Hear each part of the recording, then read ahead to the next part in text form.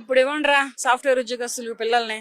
ఎక్కడ మన తెలుగు రాష్ట్రాలలో ఏ రాష్ట్రంలో పిల్లని అడిగినా సాఫ్ట్వేరా, అబ్బాయి బీటెక్ చేశాడా, సాఫ్ట్వేరా, శాలరీ ₹1,00,000 పైన ఉందా అని మాట్లాడుతున్నారు. ఇప్పుడు చేస్తున్నటువంటి సాఫ్ట్వేర్ ఉద్యోగస్తులకి బట్టతల వస్తుంది, ముందర పొట్ట వస్తుంది. మళ్ళీ ఇవి ఉంటే పిల్లనివ్వరు.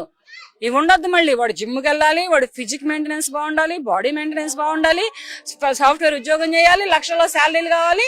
ఎక్కడైనా ఉంటున్నాము అంటే విల్లాస్ ఫ్లాట్లు కావాలి, అయితే కారు కావాలి, బోర్ కడితే బైక్ కావాలి. ఇప్పుడు ఉన్నాయి సాఫ్ట్వేర్స్ కి వేల కొద్ది సాఫ్ట్వేర్ ఉద్యోగాలు తీసేస్తున్నారు.